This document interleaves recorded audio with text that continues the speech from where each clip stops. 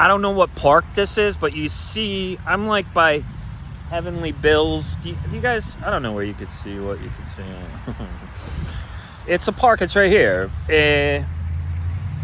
I don't see any street signs. I don't know. I just had my food. I had found food today because they closed a big park where I could sit at. Look at what it's like here in Los Angeles, man. Look at what it's like. I'm bummed. I think I'm gonna move farther south. This is how I'm living right here. I can actually watch something on my device. All right, Martians only. No more talking about my real life. But you have to understand something, that when you're talking and talking and talking, you get this clarity. You get more and more clarity. Okay, that's why it's important that, you know, you reach a certain point where you don't use drugs every single day of your life. I feel bad if somebody has to take medication. I don't understand why you have to take medication for the rest of your life.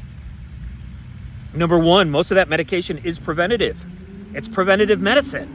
So you're taking it just in case. What does that mean? People are not using their discernment. And you know what I'm finding out? I'm finding out that if you tell a people that they're oppressed, then the first thing that they're going to do is try to oppress somebody else to make themselves feel better. You see what I'm saying about buying into the bullshit?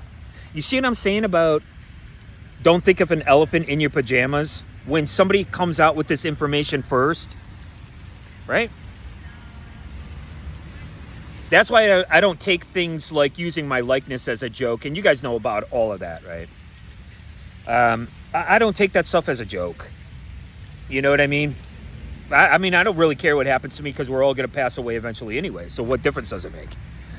But I'm just saying, for the most part, and especially where it was coming from. So I try to look spiffy for you. So, you can see it's like a really, just a blasé day. It's kind of weird. They call it June gloom, I guess. But because I think it's because we're so close to the water, they say it rolls off. But you know that weather comes in patterns. Okay. All right, so what I was going to tell you guys yesterday, and I didn't get to it, was the fact that We Are Martian, you're going to have the people, they're turning into the Greys, right? And the whole point, look at the title of it. It's called We Are Martian. Now that's a turning point. When they finally look at the people on Earth who've been coming there for some reason, or, you know, we have to figure out that reason. We're figuring this out on my show. What I'm writing is called Linoleum Blown Apart. That was already figured out right here on this show. What we're doing now is we're getting to the next project that we're going to be working on probably after the summer. All right? And that's going to be called We Are Martian. This is just developing off the top of my head because I'm seeing it as a reaction to classism. The classism that's happening here. Like a lot of stuff that was on the original Twilight Zone was a reaction of civil rights movement, you know, taking down these stupid signs that's for segregation. Right? I talk about a lot of things on this show, and you're welcome to challenge it in the comments section. Anytime. You're part of this show. The show's growing. I got 2 channels. I got 125 subscribers on each one. I have to have 1,000 subscribers before we could start. I mean, I could still go live, but then you can comment in the section. We can do any manner of things on this show because it's really your show. It's your guys' show, right? So what I'm trying to show with We Are Martian is the fact that their bodies are going to change. They're going to become waif thin, and their brains are going to morph together. Now, we have 2 hemispheres in our brains, and we can get a little bit more detailed in that, but we know our fight or flight is back here. Right? We know our fight or flight is back here. And you think that these Martians are going to be aggressive through the fight or flight, but it's not true. Okay, so this is the scary part. It's the left hemisphere and the right hemisphere coming together, and the fact that eventually, using this Darwinian model that I don't necessarily subscribe to, that's how they're going to begin to know to possibly eradicate Earthlings. And when they say we are Martian, that is a pivotal moment, because we all know that they came from us. We all know that they're Earthlings and they went to Mars, right? So when they reject their father, it's mythological like. You see what I'm saying? It's just like in mythology. I reject, it's very Shakespearean, right? I reject my new father. You're my uncle, you're not my father, right? Yeah, okay, we started off as Earthlings, but we are Martian. We are now Martian. We are not of your kind. We know we're different. Now, the important thing is that, like, Orville's a comedy. Okay, I get it. And, I keep looking at this. I'd like to show you guys stuff. I'd like to be able to, like, switch the camera around. I just don't know how to do it. I guess I'd have to look it up. So, again, I'd like to, if you're doing a, like a serious series, I guess like Star Trek was serious for the most part, but it had that humorous. It was both, and I think that's what Seth MacFarlane was trying to do with Orville, where it's like you could have these serious kind of moments, right? But it's, it's a comedy, right? Moreover, you can have funny moments, you can have serious moments, just like in real life. And so with We Are Martian, I think we might have pushed it too far. I want them after 1,000 years to be still like us, right? But just the forming of, you could see it happening, but they have to be kind of good looking. You know what I mean? You guys know what I mean? Sorry, I don't mean to come in so close. I'm just being lazy with my arm. You see what I mean? I want them to be like good looking. So they're going to be like they're starting to get really thin, but it's proportionate. Like, do you remember when the Greys came out in the Spielberg Close Encounters, right? Remember they all came out and they weren't all the same size, right? I don't think they were. I thought they were different sizes. There was different ones. And so it would be similar to that, just like us, human beings, B-E-A-N-S, right? There's different sizes of us, so, right? So there would be different sizes of these Martians, proportionate, but moreover, you're going to see the forming. You're going to see the forming of their bodies. You're going to see this slight head growth, right? But it's not going to be ugly. It's going to be attractive. It's going to be like when Captain Kirk fell in love with the Green Lady, right? So they're going to be in that pivotal moment where they're changing into the Greys. And I think that is important. And I think there's possibly 3 timelines you could have in that. You can have, a dream sequence where the guy wakes up, Nolan, he could be called Nolan. Here comes a fake Larper. You can see. Can you see him? I don't know what you guys could see. I wish I could use my, my thing like a camera or whatever. I know I use the term Larper a lot. It's just when people act out unnecessarily. You know what I mean? And then, it's like you don't know if someone's kidding around or not, and they just had a kid. He was doing a prank show. He got offed.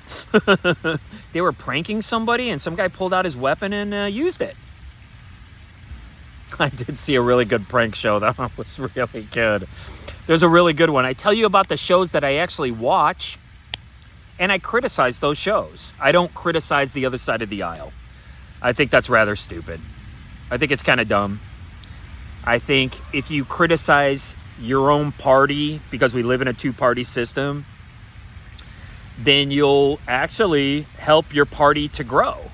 But ultimately, I think we know where we're heading. We're heading into a technocratic future, and I think it's important, just like in the Twilight Zone, where they knew that people were going to be living in cities together and you can't have segregation. Besides, there was never really any segregation in a city anyways. Everybody lives in a city. The only segregation was sides of town. And now, that's what I'm saying. How can these kids who were born to their third generation of working class parents who've been working in factories or wherever they've been working, I don't know, retail, sit here be talking about things that happened 200 and 300 years ago? Like, what? So anyways, we can take this animosity and we can put it into We Are Martian. And we can show the conundrums that could happen when you have these, situations in real life, like we appear to be having now, or at least the people who are adhering to this type of nonsense. I don't know. What's happening now is that you have an AI assigned to you. This appears to be the case. And this AI is delivering you news and information. And you're getting news and information based on this AI. That's what it appears to me to be. Like you have an AI for Facebook, an AI for Instagram, an AI for Twitter.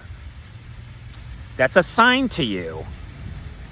And then, like I said, they had a bunch of Fed rats in there tweaking it and messing with people. Right? It was really funny. I put Martian Pride Parade, and I didn't even know that they were having a Pride Parade here. I mean, maybe subconsciously I saw something, right? That's what those are the kinds of things that I like to talk about. I think they're really, really important. I think they're very prescient. I think the work that Freud and Jung did, how I'm kind of breaking it down, is I'm making it more interesting and more accessible. I mean, look at the massive volumes and volumes. I got stories for you guys. I got real life stories. I got a Ron Perlman story. I told you, man, I got stories, man. And I was never like, I was just a production assistant. Yeah? Living in New York, now I live in LA. I told you my LA stories. Yeah, like I said, I don't go run up and get selfies with people. It's just not my generation. You want to know how I came up? They had something called an autograph book. I remember this. I never had one, of course. We never went anywhere. The first people that I ever saw was Sonny and Cher. Someone mentioned that in something I was watching the other day. Maybe it was All the Saints of Newark or something like that. They mentioned Sonny and Cher. They used to have an autograph book, and then you would have a book, and it was like a scrapbook. And in my scrapbook, I talk about my book that I wrote, Two-Legged Animal. I talk about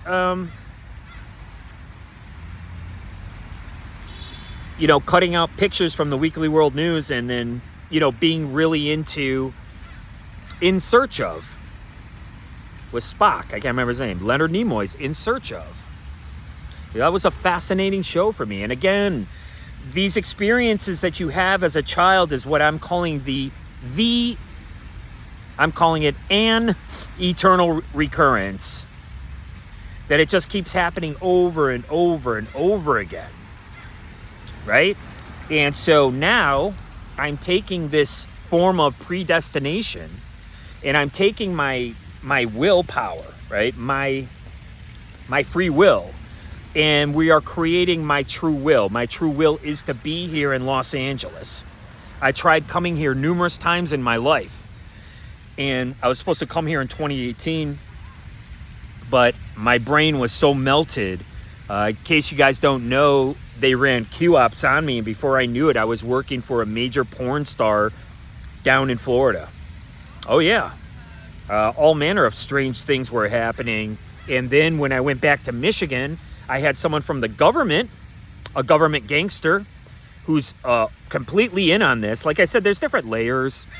What they try to do was basically ruin my reputation, like I'm an old punk rocker, as if I care. And they put a bunch of like Craigslist trolling on there. It just really trashed my computer. And like I said, I found myself working for a major porn star. This isn't my first time dealing in the underworld. In case you don't know, I kept my mouth shut about major stuff, major players.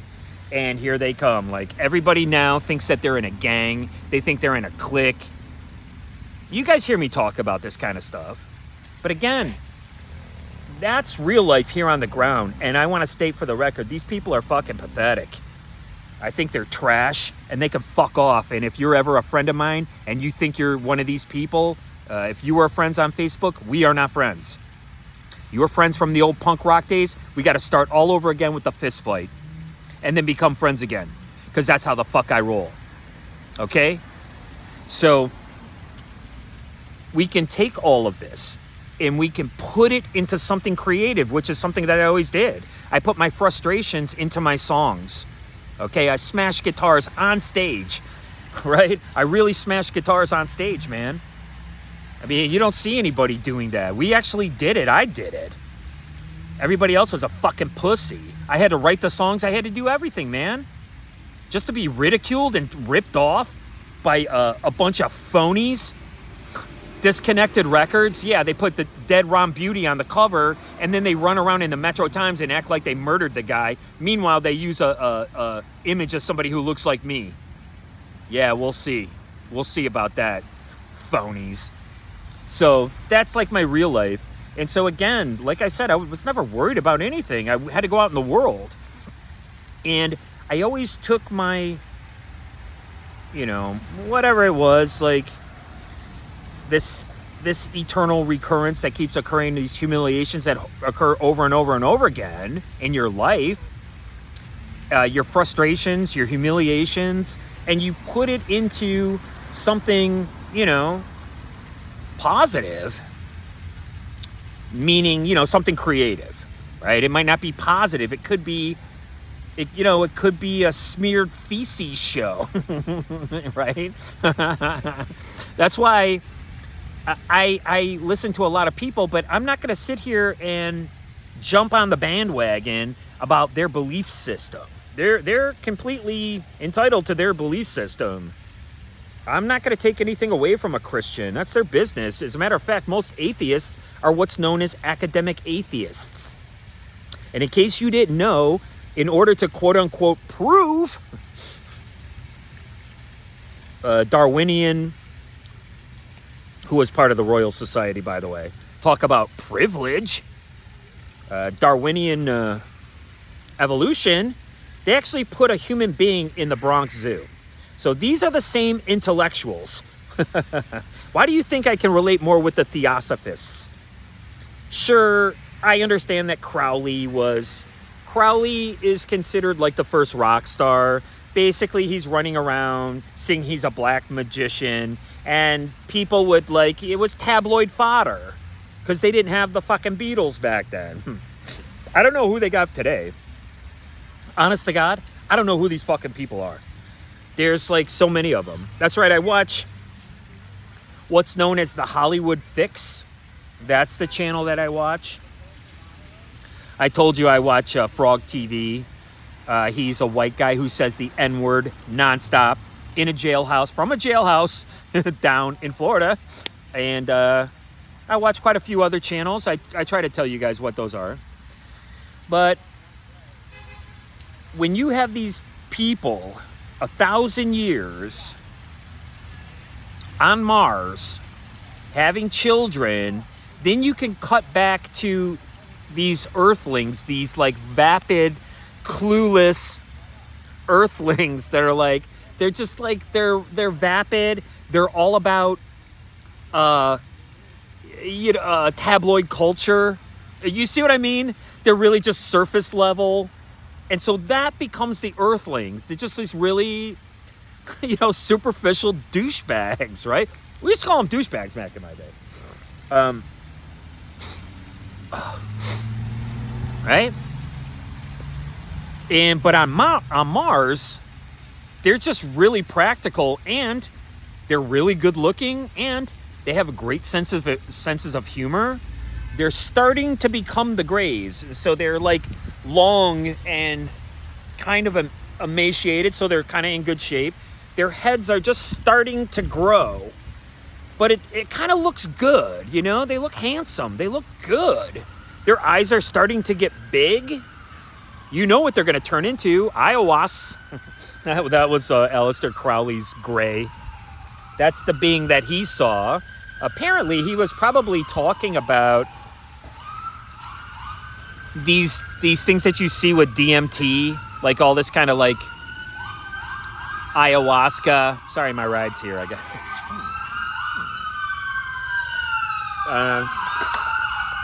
this kind of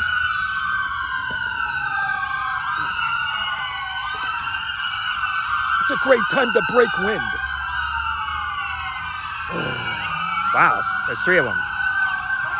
1, 2. Oops, sorry, I'm not trying to get any people. I was trying to show you what's going on. So, yeah, that's the whole point. The whole point is to, okay, tracking lock. Okay, it just looks weird when I hit tracking lock. Technical talk. Sorry, I'm trying not to do technical talk. Look how cold it is here. It's January, June, whatever. What? Okay, you don't have to do tracking lock. Thank you. It just puts a box on my face, and I'm like, gee, don't box me in. Okay, so we are Martian.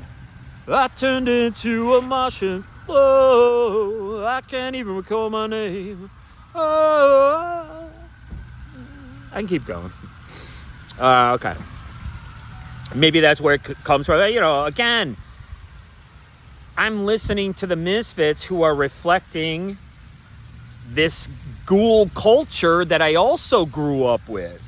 And they're kind of embodying it and singing about it. And those songs come into me. And then when I write my songs, then I can write a song like Death Valley Ride. I urge you to take a listen to that song. It's a great song. It really is. A lot of my songs are really good. I just have very bad recordings of them. Pretty terrible stuff. But those songs, all of them, without exception, are going to be featured in scenes inside of Linoleum Blown Apart. So each of those songs has a scene. Now, it could be playing in the background music, or it could be played by the band themselves. And it could be prescient to, the guy singing to a girl. And so that's what's going to happen with JoJo and Lionel. I could keep going, guys. It's 25 minutes after. I think I might do an entire Linoleum Blown Apart episode. I don't know. We'll see. There's I got footage of a dignitary. I wish I could edit a little bit better on my phone, on my gadgetry. That's why I have a $2,000 computer that I didn't bring with me, because I was worried that after what happened down in Florida, that what Jason Clifton put on there was going to happen again. That's how scared I was for my life. And I don't appreciate it. And I'll talk about it every single day of my life until that day I die. Hopefully, I'll have a nice long life here in Los Angeles. Unfortunately, I don't know when I'll be able to actually get my stuff. I have thousands of dollars worth of things. I have computers. I have cameras. I have everything. And I'm homeless here in Los Angeles. And this is how I'm going to live until something changes. I moved out here. I had 2 jobs. But I think I'm just a little bit too old to suffer fools, and I'm no longer going to suffer them anymore. I'm going to actually just do my show, And I'm going to... Today I had 2 great muffins. I found 2 really soft muffins, I'm telling you. And their name was... No, I had a blueberry muffin and a goddamn banana nut bread. Oh my God. And it was found food, and I ate it. I went and spent the last of my money. I went and got some greens, some collard greens. I could actually show you. This is how I live. If they're right here, here it is, right here.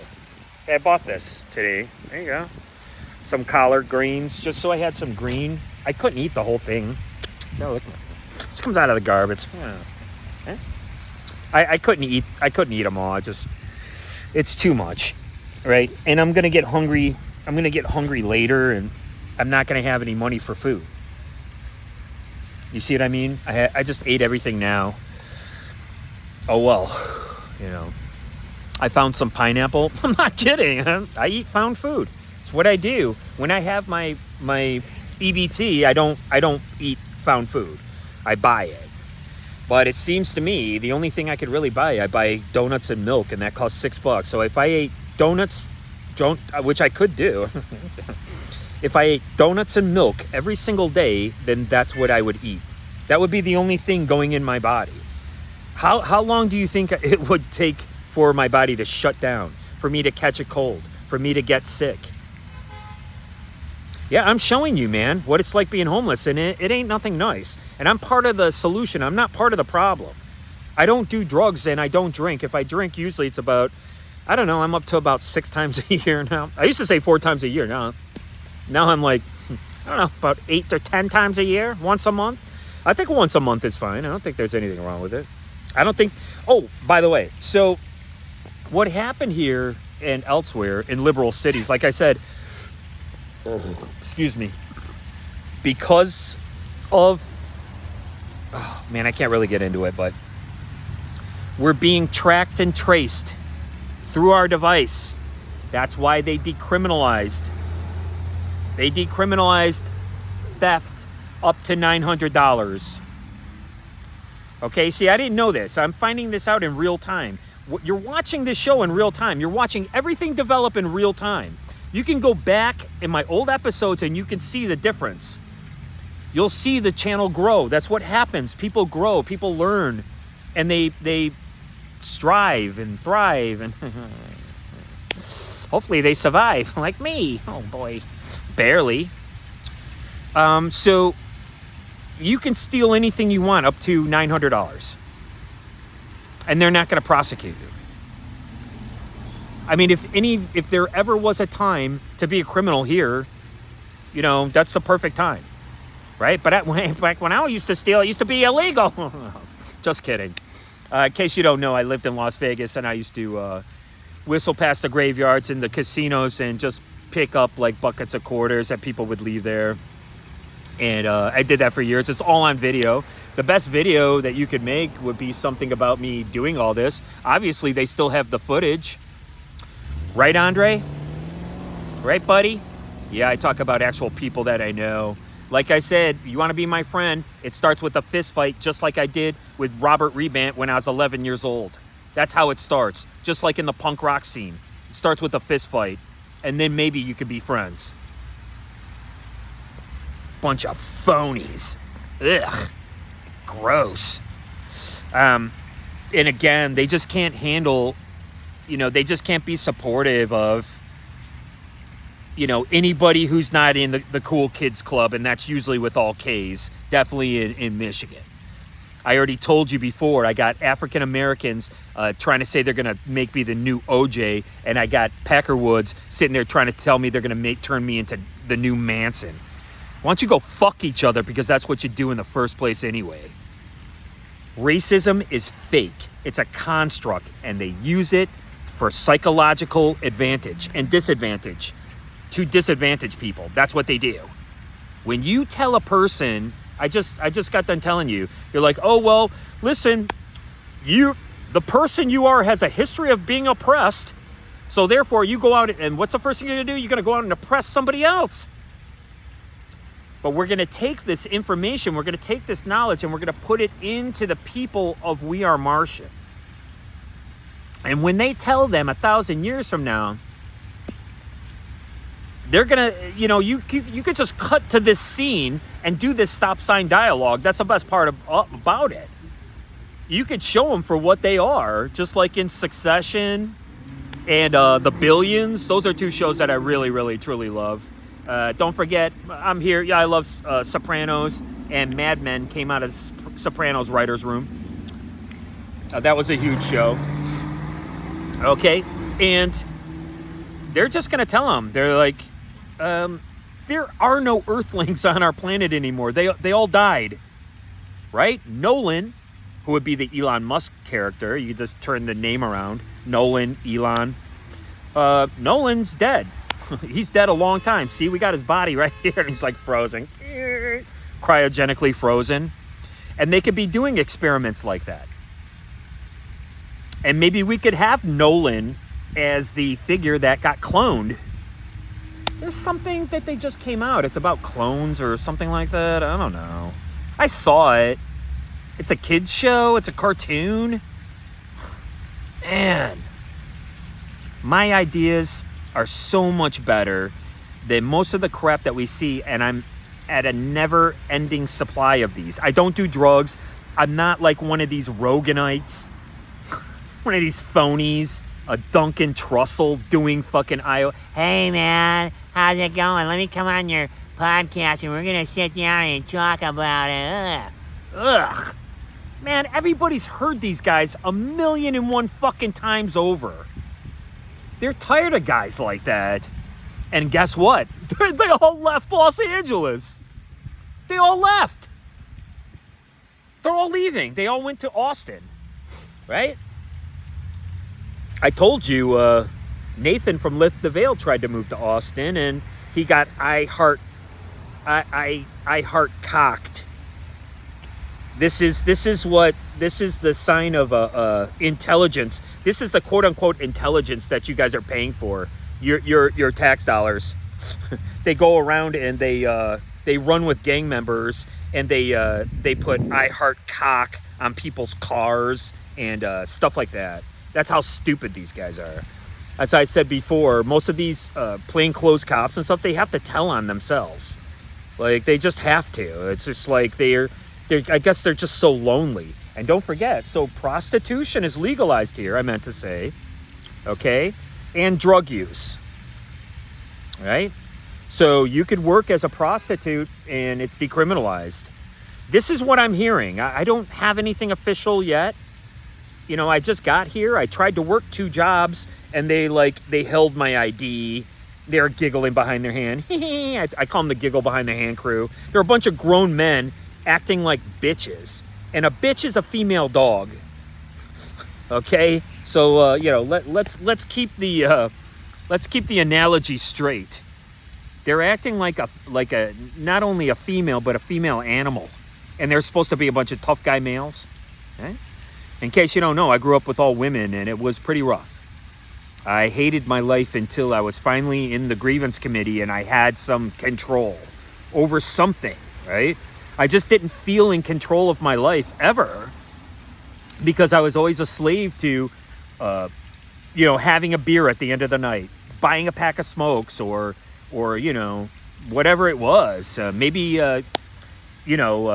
Sexual addiction or something like that.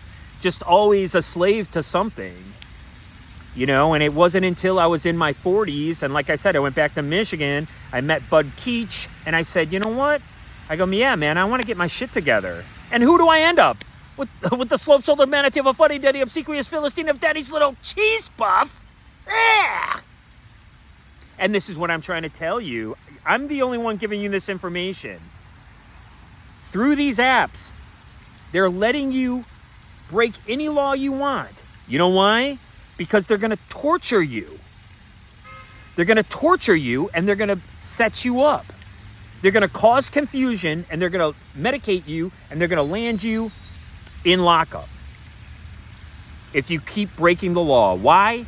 Because they've been the moral police this entire time. That's why they set out bait cars. I guarantee I'm in Beverly Hills. I'm going to set out a bait car right here. Let's go rent a Ferrari or whatever they're buying. We'll set out a bait car right here in Beverly Hills. Someone will get in it. Leave it running. Well, why are you doing that in low-class neighborhoods where nobody has any money? You see what I'm saying? Criminals are created. That's what I'm trying to tell you. But we can take all this information and we can put it into something creative. We can write songs. I got a really good idea for this chick, man. I got the hots for this chick. Boy, I tell you. Boy, I get the hots for him. You got to block me. I'm just telling you. Once I get the hots for you, you got to block me because I'm just going to, it's like I'm old-fashioned. It's like, remember when your grandmother said, Grandma, how did you marry Grandpa? He wore me down. He just wore me down. Yeah, I'll wear your ass down.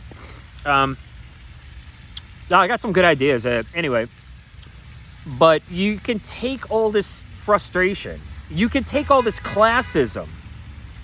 You can take all this stuff that we're kind of starting to see, and you can put it in these Martians. Now, here's the best part. The show is about the Martians. And the show is like a Cold War between Earth and the Martians. The show starts when the Earthlings, I told you I did that one episode where they show up. They're like, hey, how's it going, guys? They're like, I don't know. How's it going with you? They're like, just, these Martians are little assholes, man. They're just little dicks. And these guys from oh, I like that guy right there. Oh, boy. These birds, they're like finches. He's like blue. He's like purple and brown. It's amazing. Whatever. What do you know? What do you know about the birds? And the bees and the flowers and the trees and the moon up above. And this thing called, man, I gotta get laid. No, when I say get laid, it's like I want a girlfriend. Like I want to get laid on a regular basis. Like, you know what I mean? I don't want like all this bullshit from, when you're in your 20s and 30s. Get the fuck out of here. Anyway, so that's the whole point. So the point of it is that it starts where these Earthlings go back and they're like, guys, we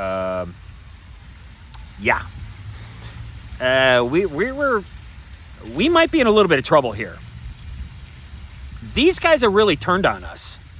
And they're getting this vibe the whole time, It's just like, like me and the slope-shouldered manatee of a fuddy-duddy. Like, I'm like, Gene, please, we got to be friends. We got assets we have to split up. I don't have the means that you have. Nope. You're out of here, man. You're a joke. We're going to run game on you. We're going to crush you with an algo, which she was doing the whole time. I'm screaming in my brain, and the only thing, like I was saying in this episode about these former friends of mine, they can think to do is send me stuff through the internet. I told you it's the Cinderella effect. That's disturbing to you. That they think that's what you are, that you're a black man raging on Park Grove and this kind of stuff. I mean, these alleged liberals are some of the biggest racists you ever want to fucking see. Because, why? Because all they know is the academic point of view. They've never used their discernment at all. It's a priori thinking. It can only come from a document. They can't take things outside of academia, couple them with other things, and create another expression because that game is rigged too, right? I saw it firsthand when I went back to Michigan. Everyone's trying to hand me some phony's book. I'm like, I'm not going to read this guy's book. I'm busy reading about mythology and all this other stuff. I'm like, I don't care. I got a book too. Here, fuck off. Mine's free. I was giving it away for free. That's right. You can read my book for free right on Kindle. Everybody has it. Everybody's on Amazon. I was let go from Amazon after I was being targeted by some African-American woman. It was like disgusting. Sorry, skank. Sorry you got a problem with me. That's your business, not mine. And again, like people back in Michigan, what they'll do is they'll act out like for former girlfriends of mine. Girls who like sit on Dove bars and, with their ass as big as a couch cushion now. I guess they thought they could get women as beautiful as I've gotten them. And by the way, I talk about Slopey. I was dating this girl, Caitlin, and we went down to visit her mother. Her mother didn't have much. And I think we grilled out on the grill, maybe some hot dogs. We ate real simple, and we jumped through a sprinkler, water sprinkler. We didn't go to a pool. She didn't live in a gated community, and I loved her, and I treated her with just as much respect as I did Slopey. I don't care who you come from. I don't care what your social strata is. It's about being a good person and a decent person. And they thought for sure they could have one over on me just because I got a blemish on my record. Pathetic. Anyways, we'll wrap it up. So the whole point of the Martian thing is it starts immediately. Okay? Like, you don't want to get into this whole dreaminess of like, oh, well, then we're going to go back in time, and then we're going to go to here, and then we're going to go to here, and then we go to here. It's very simple. You have a dream sequence of everybody leaving the planet Earth and going to Mars. And then they're saying goodbye to, Nolan, the Elon Musk character. And then, boom, he wakes up and he's like my age, 57. And he wakes up and he's on the planet Mars. And you could see that it was him, like 30 and 40 years ago. So that gives you that information just with a couple of visual cues right off of the bat. You already transformed that time without getting too wordy or getting too heady. You jump right into it. Okay? Then he wakes up, and then he goes out, and then they're meeting, right away. He goes and meets with the Earth people, and the Earth people are standing there, and the Martians are kind of like these guys. I don't know what you can see, what you can't see. You see these cops over here. So they're like standing around, and the Earthlings are like, they don't feel very comfortable anymore. And he's like, what do you want? And they're like, oh, no, we just came to see how you guys are doing. How we're doing? What do you care how we're doing? If we wanted you to know how we're doing, we would tell you. And so this animosity has to take place right away. You got to jump right into this animosity. And now they're going to be like the U.S. and Russia during the Cold War. Okay? Damn. Right, Stana. Damn. Oh. Right? So they're going to go into this Cold War right away. But the key is the fact that